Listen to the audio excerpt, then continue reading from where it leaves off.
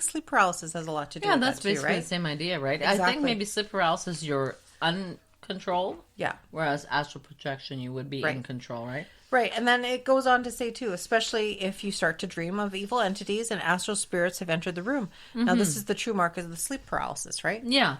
Like, how do you control that? You can't. Yeah, that's like... Night terrors, yeah. Yeah, night terrors. This is like basically projecting your own shitty crap into the real world, right? Exactly. Yeah. But I think at that point, you know, people would want to leave their body because if that stuff's happening, right? You know? Well, I don't know. I've had some pretty really scary dreams where, like, you don't have control over that kind of shit. Yeah. Like, you know, like, I've been, like, attacked by bears in my dream and stuff. Is like, you're like, okay, you wake up, you're like, thank or you do that flinch. God. You do that flinch? Oh, I do that. Yeah. I do that all the time. Anyway, I have sleep disturbance issues, so I'm like, all of a sudden I'm like spazzing on. Maybe I have an issue. Oh, maybe. Maybe it's not just my body. Maybe it's not just you. Oh my God. Maybe have little people coming to visit you or something. Maybe I do, and they're making me spaz out. I don't like that. Once you separate from your body in bed, you can explore the room, pass through walls and windows, and even fly into the night. It's no wonder. I know, right? Flying would be good. Yeah. It's no wonder that its incredibly realistic experience is interpreted as a spiritual one. Now, they say external versus internal experiences. So consider the difference between an internal experience and an external experience.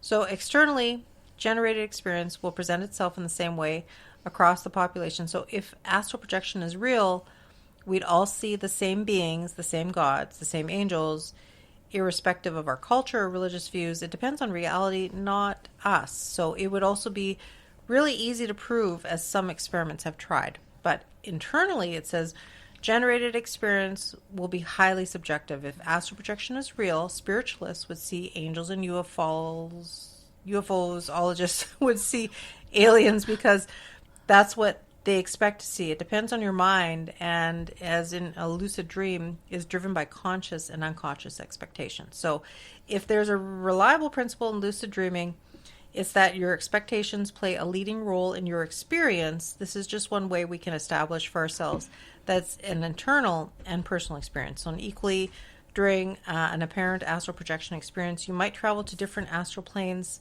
see layers of ethereal reality shaped by energy and light. Yet one key similarity remains. In astral projection, your thoughts guide the experience. It's pretty vague, really. It is. Kind of like... it sounds like a lot of words to still be big very fancy vague. Words. Yeah, it's big kind of fancy words to still sound really vague. I guess vague. what so, they're like, saying... if you're a religious person, you're going to see religious things. That's right. If you're an alien person... I mean, okay, well, so then basically is it all mindset? I think it is a mindset. I think it depends what you're mentally prepared to deal with, right? Okay, but I mean... like, you're not going to see anything outside of your expectations, I think is what they're saying. Well, that's really sad. I mean, if you're going to frickin' astral so why bother? project, watch a movie. Throw a movie on. Then why can't I see some other shit to make it... You're not going to make any new... I think what they're saying is you're not going to make any new okay, well, discoveries. That annoys the shit out of me then, no. Then no, don't really. do it, man. No, really. Because seriously, I mean, like, coming from a person who likes to learn new shit... Yeah. If I'm going to freaking leave my body when I'm sleeping, I want to see some new shit. Mm-hmm. Like, really. I hear that. I want to, like, discover some crap that I can bring back enlighten with me. yourself. Or even something to mentally enlighten yourself. Anything. I don't want to, like, learn the same old shit that I have in my head already. Not some new stuff to rant to people like you're the Messiah or something. No, I don't want to Messiah myself. I want to hear some other person. Messiah this. You know what I mean? No, really. Wouldn't that... Well, no, I know. It's kind of disappointing. Very disappointing. Then why bother? Really? So just have a regular ass dream. Yeah.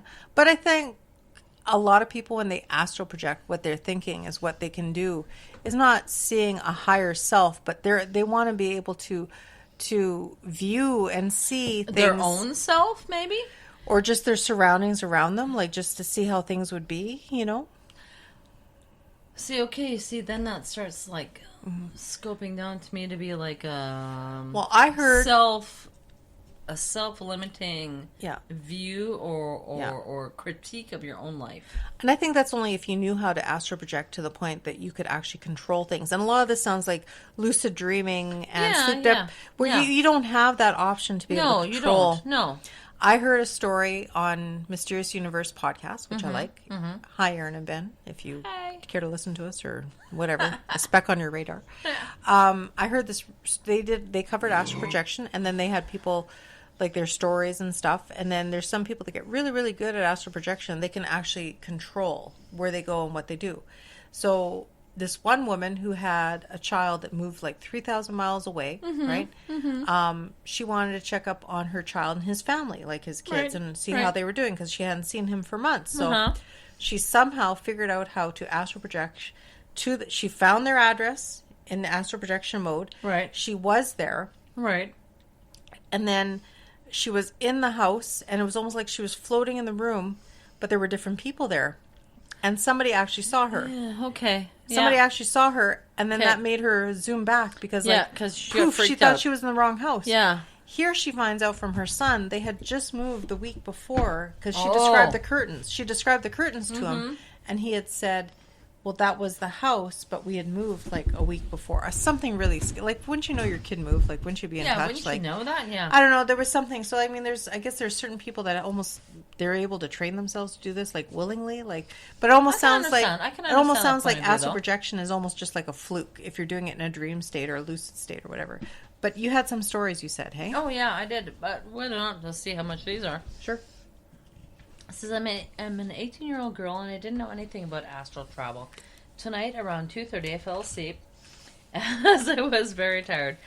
Then, after some time, I found myself in my bedroom in front of my mirror. As I turned back, I saw a weird entity which was floating. It had no body. It was something in brown color made up of dust. I got scared and ran toward my hall. On my way, I saw 3 more entities. I think they were ghosts or some spirits. They were coming in my way. I got very scared and finally reached my hall. I was moving in a very fast speed, as if I'm literally flying. I saw myself sleeping in the hall, where I was physically sleeping. As I was scared, I went back into my body and slept. After some time, I felt my hand moving on its own. I knew I was dreaming, but I felt everything real. I couldn't move my body. I opened my eyes and tried to scream. I couldn't even scream. Something was stopping me. I couldn't say a word. I don't remember what happened after that.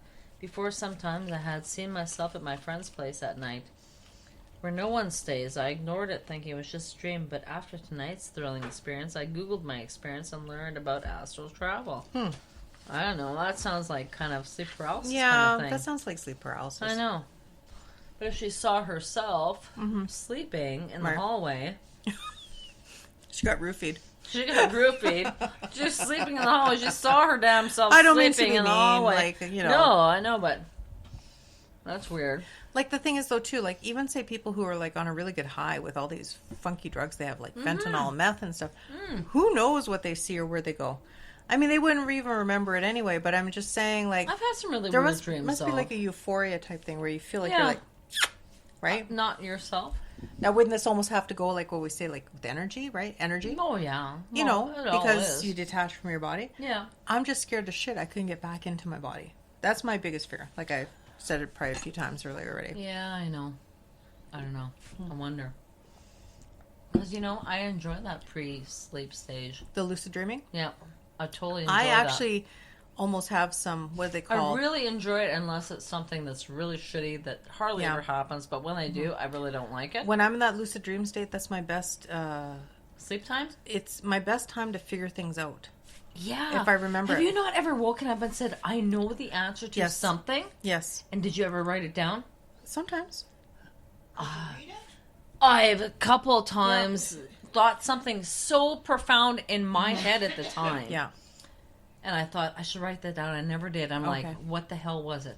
See, but you know what I mean? Because you know when you wake up, your dream is never really your dream. It's kind of like... It's all over the place. I know. And it doesn't make sense. I know, but at that time, in my head, it's I just thought, so perfectly holy in shit, time. Yeah. It is. This is like the meaning of life kind of thing. You know what I mean? Of course. You have that. You know what? You have that, epiphany. I know what the meaning of life is.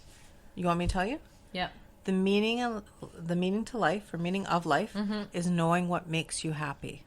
Hopefully. There you go. Hopefully. There you are. meaning of life is to be kind to people. The meaning of life is a lot of things, but I think, and then we did this episode on sleep paralysis before, and just reading things since then and talking about it, and you know what, we'll cover sleep paralysis again because man, those stats were amazing. Hey, if you guys are just listening to us for the first time, Auntie, we have to get Ronnie on here to do sleep paralysis. Is that her son? He's told me a couple of stories. Oh, Little Ronnie? Yeah, little Ronnie. Yeah, totally. Like 3 times now. That might have been a couple of magic mushrooms. Well, irrelevant. He's very convincing. He's totally awesome.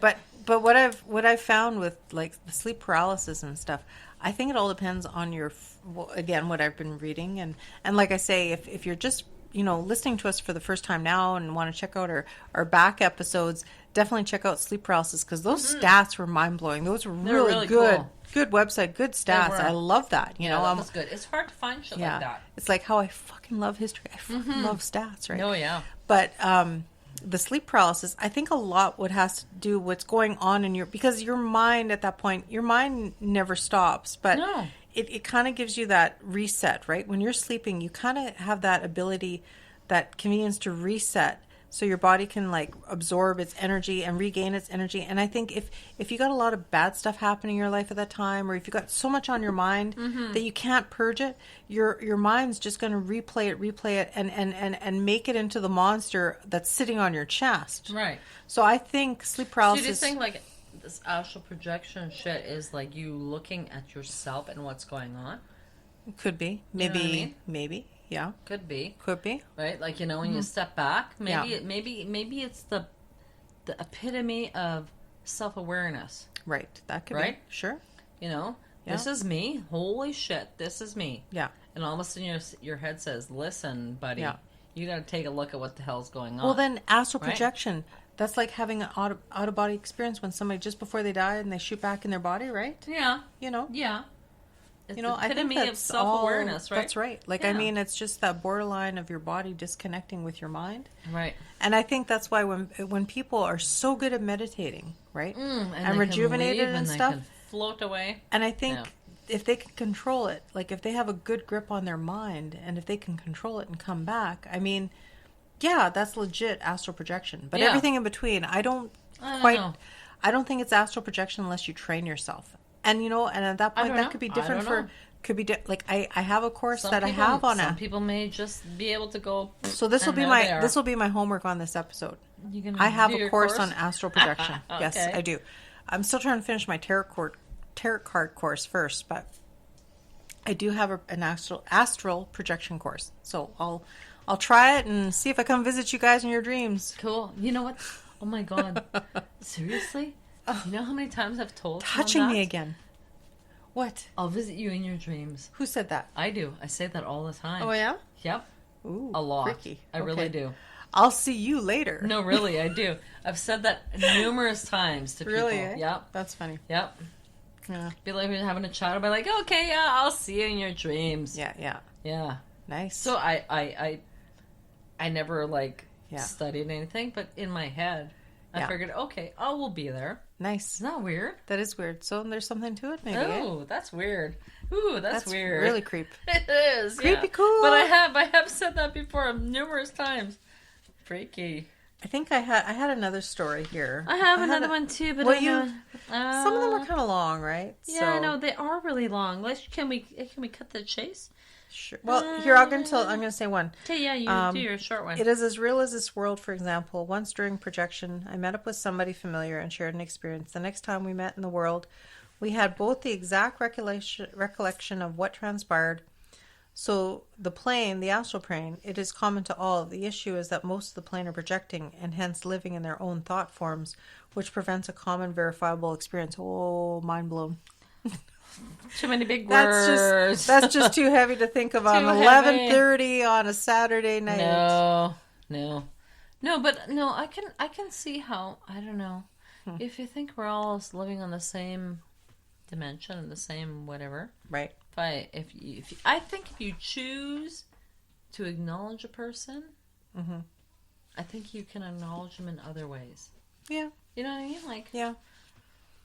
I mean, I've had dreams, not necessarily it's like the astral. same way, like when you know something is going on with your kids. you've chosen that, right? Yes. It is part of who you are. Yeah. Same way as like you have really good friends or you have like whatever. Mm-hmm. You choose that you're somehow connected other Right. than Right. physically meeting each other, right? Mm-hmm. And I think that is something. I think people do experience. So that then kind this of is shit. almost like now could be comparable to precognitive dreaming, precognitive, which yeah. I have all the Which, time. Obviously, astral projection's got to be some sort of that